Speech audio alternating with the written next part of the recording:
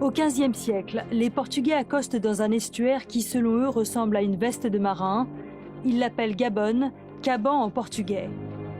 Ils sont bientôt rejoints par les Hollandais, les Anglais et les Français, attirés par l'or, le bois et les ports d'esclaves. 1837, l'amiral Boët-Villomèze signe un traité avec les rois Mpongwe pour établir une base française. 12 ans plus tard, un vaisseau négrier est arrêté sur les côtes, les esclaves sont libérés et fondent Libreville. En 1940, le Gabon obéit aux ordres de Vichy, alors que le général de Gaulle est accueilli par le gouverneur de l'Afrique équatoriale française, Félix Éboué. Le territoire disputé est finalement repris par la France libre. Après la guerre, Léon Mba commence son ascension politique. Il crée son parti et devient maire de Libreville. D'abord peu apprécié des Français, mais fin stratège, il arrive à supplanter son rival politique, Jean-Hilaire Obama.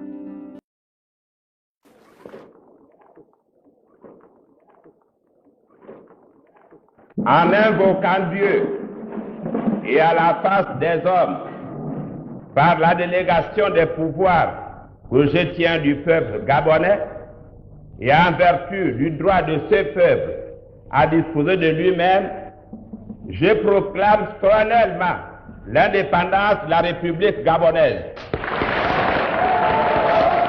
Le 17 août 1960, le peuple gabonais est en effervescence et tous les yeux sont braqués sur l'Assemblée législative de Libreville. Malgré ses réticences devant l'indépendance qui lui est imposée, le Premier ministre Léon Mba signe le traité avec André Malraux, envoyé spécial du général de Gaulle. À l'extérieur, résonne l'hymne national du Gabon. Juste après l'indépendance, il dissout l'Assemblée et instaure un régime autoritaire doublé d'un culte de la personnalité. Nous sommes un tout petit peuple, nous avons besoin de progrès, nous avons besoin de nous élever afin de parvenir à être réellement une nation au sens du mot. Et je crois que l'opposition contrarie nos desseins. Il faut absolument qu'il y ait un parti unique. 4 ans plus tard, il est renversé par l'armée, mais les troupes françaises interviennent pour remettre au pouvoir ce fidèle allié et établir une base à Libreville.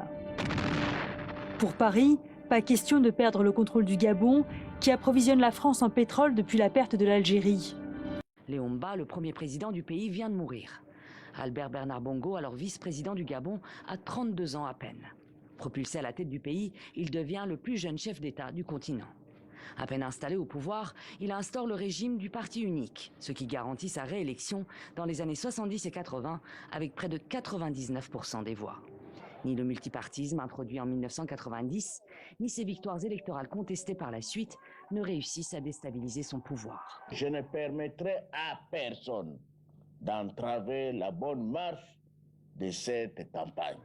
Son credo, paix, unité, stabilité et progrès, grâce au gisement d'or noir découvert dans les années 70. La manne pétrolière lui ouvre les portes des démocraties occidentales. Le président, devenu El Hadj Omar Bongo après sa conversion à l'islam, développe alors un certain goût pour les Rolls-Royce et les vacances de luxe dans les stations de ski huppées de France. La France, qui fait de lui l'un des relais privilégiés de la France-Afrique. Tout au long de la Ve République, Omar Bongo restera proche de l'Élysée, un allié infaillible, symbole des liens ambigus entre Paris et ses ex-colonies. Je suis gabonais, alors parlez-moi des choses de Gabon. Vous me parlez de la France, la France, la France, la France. Et la France vous fait tellement peur? Lui n'en a guère peur, au contraire. 16 juin 2009, le Gabon rend hommage à son président Omar Bongo, décédé à l'âge de 73 ans. Des funérailles en présence de chefs d'État et de la famille. Le clan Bongo au complet est aux premières loges. Fils, filles, neveux, cousins, gendres, dont beaucoup ont des postes clés dans l'appareil de l'État. Un État construit par Omar Bongo au fil de ses 41 ans au pouvoir. Lorsqu'Omar Bongo s'éteint en 2009, il est le doyen des chefs d'État africains, puissant et richissime. Jusqu'à sa mort, sa succession est restée un sujet tabou. Mais en coulisses, son fils Ali a patiemment attendu son heure après 25 ans passés dans les arcanes du pouvoir. Représentant du chef de l'État, ministre des Affaires étrangères, puis ministre de la Défense, un portefeuille décisif en cas de vacance de la présidence. Le 8 juin, au décès de son père, il ferme les frontières du pays de son propre chef. J'appelle au calme, à la sérénité des cœurs et au recueillement. L'homme aurait pu être artiste comme sa mère, mais il a préféré la voix du père. Candidat du parti au pouvoir, il remporte la présidentielle de 2009, mais ne fait pas l'unanimité.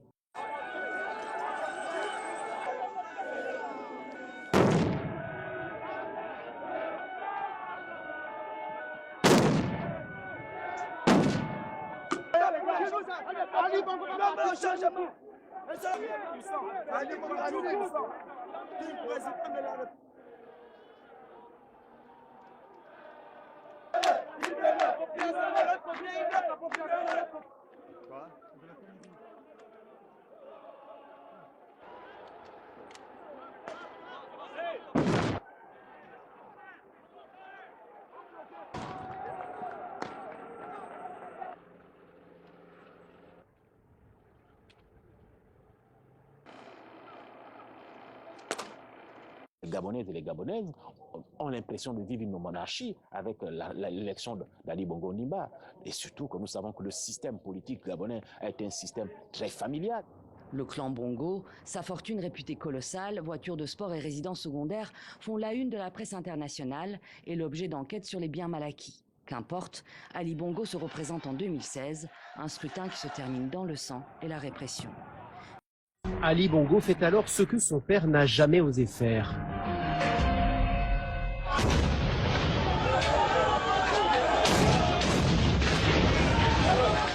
En pleine nuit, il lance l'assaut contre le QG de Jamping, où s'abritent des centaines de Gabonais.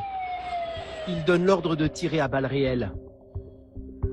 Ces images ont été tournées le soir même.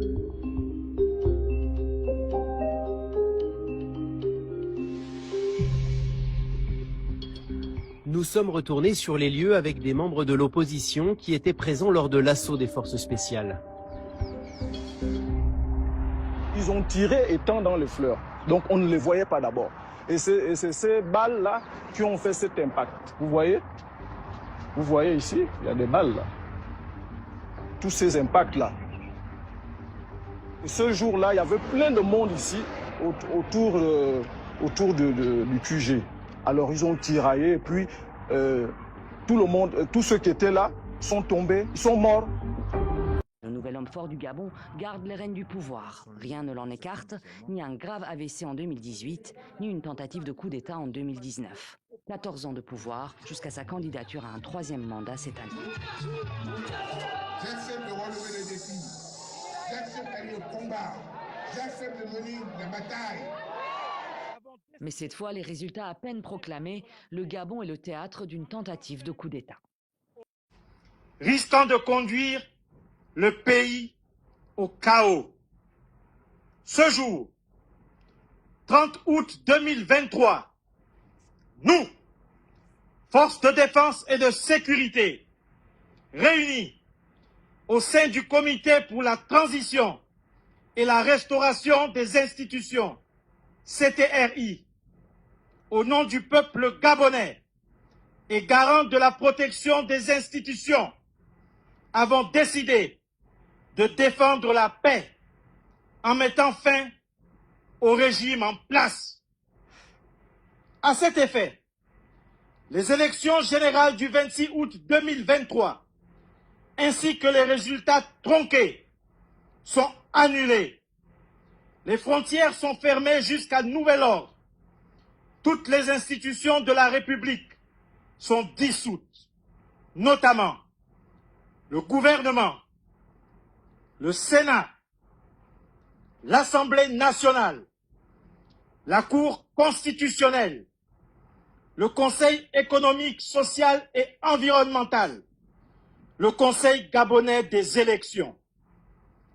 Nous appelons la population, les communautés des pays frères installés au Gabon, ainsi que les Gabonais de la diaspora, au calme et à la sérénité. Nous réaffirmons notre attachement au respect des engagements du Gabon vis-à-vis de la communauté nationale et internationale. Peuple gabonais, c'est enfin notre essor vers la félicité. Que Dieu et les mânes de nos ancêtres bénissent le Gabon. Honneur et fidélité à la patrie, je vous remercie.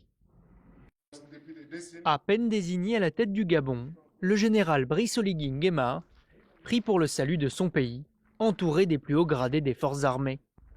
Les putschistes entonnent ensuite l'hymne national.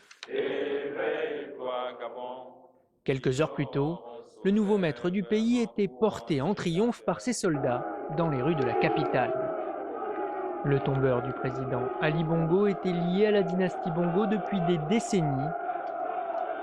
Sa mère était apparentée à l'ancien président Omar Bongo Ondimba, qui l'a placé sous l'aile d'un général de haut rang.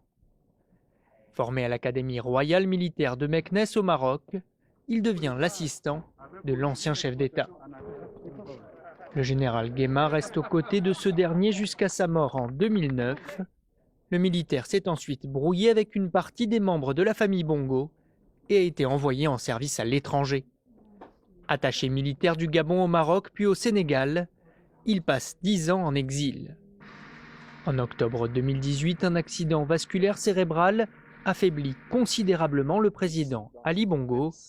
En 2019, Brice Oligui Nguema est rappelé au pays par le chef d'état-major, un ami d'enfance. Cela s'est produit peu après une tentative de coup d'État infructueuse au début de l'année, dans laquelle la garde républicaine avait été impliquée. 2 ans plus tard, le général devient chef du service de renseignement de la garde républicaine. Il en prendra ensuite la tête. Très apprécié par ses hommes, il obtient que son régiment soit l'un des plus étoffés et mieux équipés du pays. Ondimba, President of Gabon, and I'm to send a message to all the friends that we have all over the world to tell them to make noise, for the people here have arrested me and my family.